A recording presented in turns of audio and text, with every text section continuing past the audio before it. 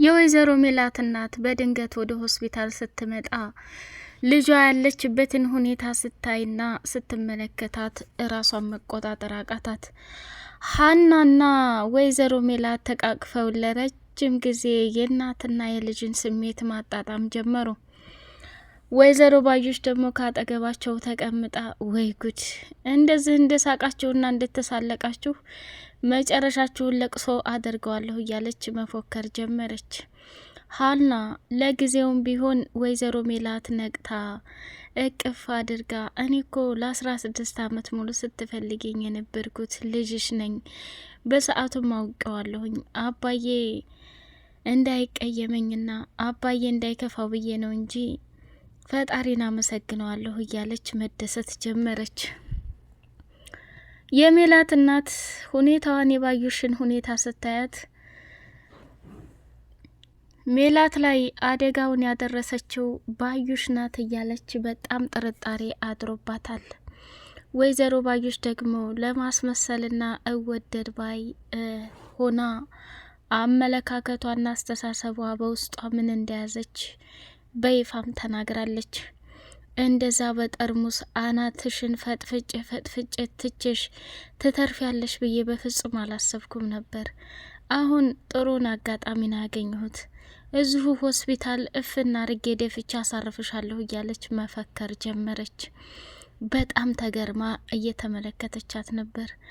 ሀና እንግዲህ ወይዘሮ ሜላት የተፈጠረውንና እየሆነ ያለውን ነገር በደንብ ስላስታወሰች አብረው እየተላቀሱ ደስታም አይባል ምን አይባል ግራ የተጋባው ስሜት እየተሰማቸው በጣም ከሚባለው በላይ ወይዘሮ ባዩሽ በደስታቸው እየቀናችና እርግብ ደግሞ የወይዘሮ ሜላትን ጌጣጌጥና ወርቅ ይዛ በመጥፋቷ ስትሰማ በጣም ተናዳለች።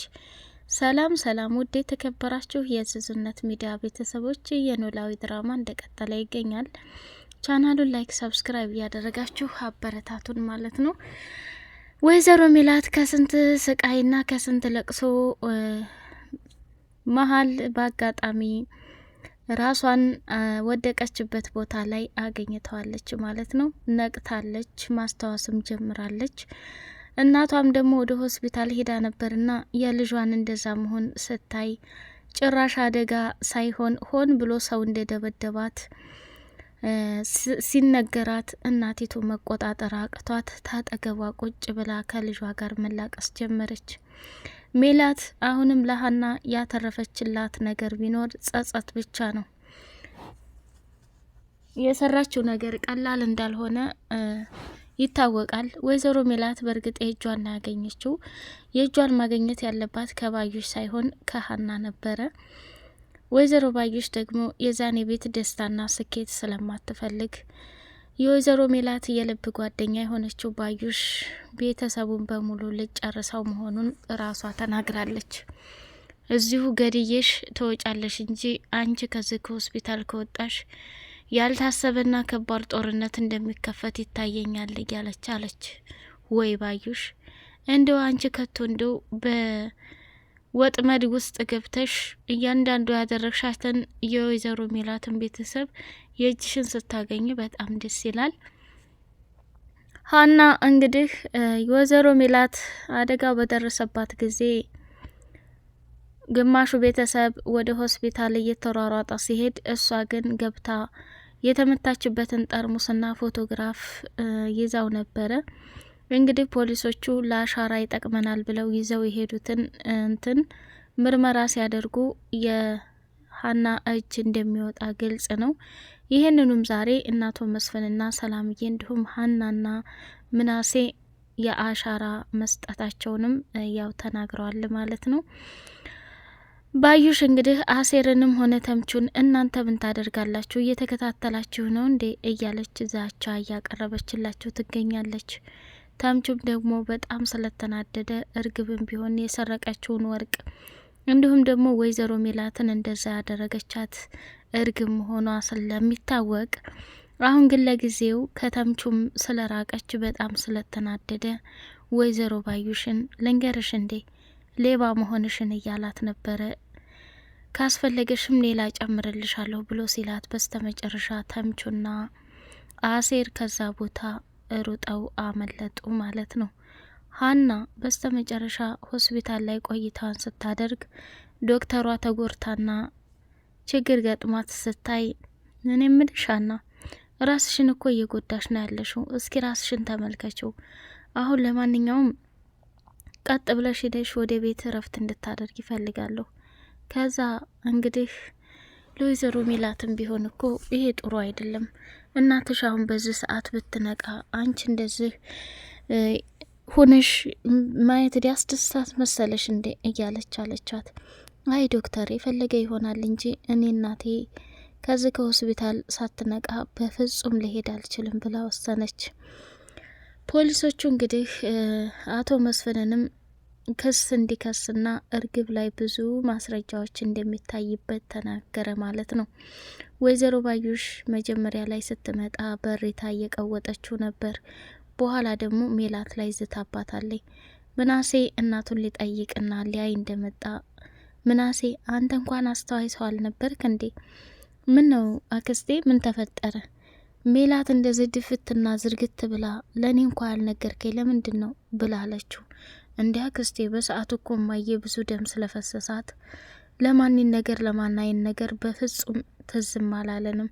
እንደገና አደጋው ከደረሰባት በኋላ እንኳ ይሄው እየነቃች አይደለም። በጣም ስለተደናገጥን ነው ይቅርታ ብሎ አላት። እሷም ደግሞ ቶ ልጄ እኔ ይሄ ቤት እኔ ነኝ እንጂ በግድ ዘመር ብዬ የምጠጋው እናንተ መቼ ትፈልጉኛላችሁ? አውቃለሁኝ እኮ ምንም አይደል። በቃ ሞታ ብትቀበርም አልሰማሁም ነበር። እኔም አንድ አጋጣሚ እግር ጥሎኝ ወደ ቤት ሲሄድ ድንብላል ስትነግረኝ እኔ አለሁበትን ቦታ አላቀው ብላለች። ወይ ጉድ! ሰላምዬ እንግዲህ የዛ የቤት ምን እንደጠፋና ምን እንዳልጠፋ ለፖሊሶች አመልክታ ነበር። እርግብ ወርቁን ዘርፋ ወይዘሮ ሜላት አደጋ ተደረሰባት ጀምሮ ስልክም አታነሳም፣ አድራሻዋም የት እንደሆነ አይታወቅም። እንግዲህ ሰላምዬና ምናሴ ደግሞ የእናታቸው አለመንቃት በጣም አሳስቧቸውና አጨናንቋቸው እየተማጸኑ፣ ሰላምዬም ደግሞ ፈጣሪ እናቴን አትርፍልኝ፣ እንደምወዳት እንኳን አንድ ቀን ነግሬያት አላውቅም። ብዙ ነገር እናቴን አስቀይሚያት ሊሆን ይችላል፣ ያለሷ ሁሉም ነገር አያምርም እያለች ማልቀስ ጀመረች። ምግብ ምናምን ይዘው ወደ ሜላት ዘንድ ሲያመሩ አባቷም ደግሞ ጥቁርቁር ብሎ ምናምን አባዬ ይኸውማ የሆስፒታል ተገባች ጀምሮ ስንት ቀኗ በአንድ ልብስ ተቀምጣል፣ ሂድና ሻወር ግባ፣ ራስህን ሁን፣ ራስህን እረፍት አድርግ፣ እኛ ደግሞ ዛሬ ያለን ብላ አለችው። መስፍንም ደግሞ ሊሆን አይችልም ሰላምዬ፣ እኔ ወይዘሮ ሜላት እንደምታያት እዚህ ተኝታ እንዴት ነው ቤቱ ልገባበት የምችለው ብሎ ተጨነቀ። አይ አባዬ አንተ እኮ እንደዚህ ስትሆን እኛም አንፈልግም። ስለዚህ ለምንድን ነው የምትናደደው? እማዬ ስትነቃ እንደዚህ ሁና ብታይ ደስተኛ ትመስላለች አለችው። የመስፍን ይለያል እውነት ለመናገር ለሚስቱ ያለው ፍቅርና ውዴታ። አሴርም ደግሞ በሰጠው ደም ሀንቾ እኔ የምልህ ነገር የለኝም፣ በሰዓቱ እምቢ ስትልም አልተቀየምኩም አለችው ሀንቾ።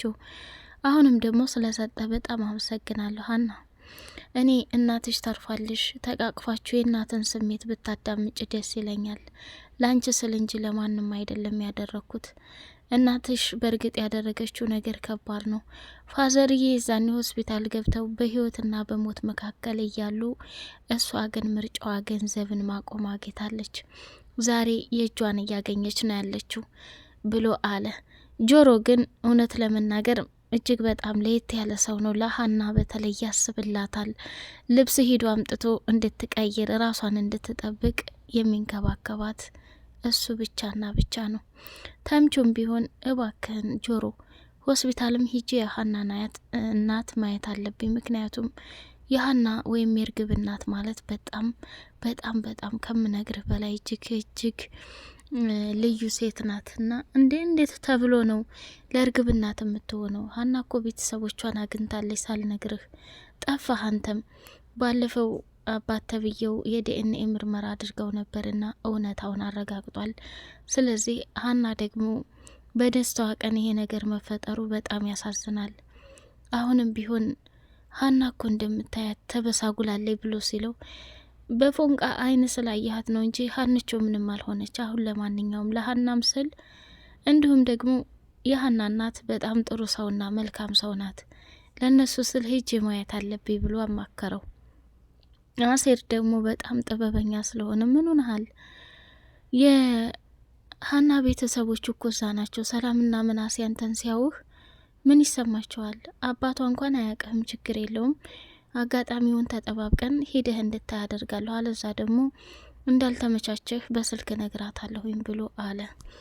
ይህንኑም ሄደና ተምቹ ከመሄዱ በፊት አሴር ተምቹ ሰላም ብሎሻል ሀንዬ፣ እናትሽንም ፈጣሪ ይማርልሽ ብሎሻል፣ አልተመቻቸለትና ስራ ሆኖ ነው እንዴት ሳይመጣ ቀረ ምናምን አለች። በቃ ሌላ ቀን አመቻችቶ እንዲመጣ አደርጋለሁኝ ብሎ አለ። አቶ መስፍን ለሀና ያለው ክብርና ውዴታ እጅግ በጣም ደስ ይላል። ሀንዬ ይሄን አንቱ የሚባል ነገር ታይ፣ በቃ ራስሽ እንድጠብቅ ይፈልጋለሁ፣ እስኪ ቆይ ምግብ ልግዛልሽ ብሎ ከዛ ወጣ። እሷም ደግሞ ጋሼ ምንም አታስብ ስለኔ፣ እኔ እናቴ እስካልነቃይ ድረስ ምንም ደስተኛ ልሆን አልችልም እያለች አለች። ወይዘሮ ባዩሽ ወደ እርግብ ጋር ደወለችና እርግብ ደግሞ ፈጽሞ ስልክ አላነሳችም። እርግብ የገባሽበት ጉድጓድ ገብቼ አገኝሻለሁ፣ አንቺማ ብቻሽን የወይዘሮ ሜላትን ወርቅ ልትበይ አትችይም፣ እነሱ ከማገኘታቸው በፊት እኔ አንቺን ማገኘት አለብኝ ብላለች። እንግዲህ እርግብ በፖሊሶች እየተፈለገች፣ አሁን ደግሞ ክስ ሊቀርብ ነው። የእርግብ መጨረሻ ምንድን ነው ትላላችሁ? ወይዘሮ ሜላትስ አሁን ከነቃች በኋላ ከባዩሽ ጋር ጦርነቱን ይገጥሙታል ወይስ እንዴት ነው? ወይዘሮ ባዩሽ አሁንም በድጋሚ ሜላት ከሆስፒታል ሳትወጣ አደጋ ታደርስባት ይሆን? ከባድ ክትትል ሊያስፈልጋት ይችላል። ዶክተሯ እጅግ በጣም በቅንና በጥበብ የተሞላች መልካም ሰው፣ ለሁሉም አዛኝና እጅግ በጣም ታታሪ ሰው ናትና ይመችሽ ብያለሁ። በቀጣይ ፓርት እስከምንገናኝ ሰላም አለይኩም ወራህመቱላሂ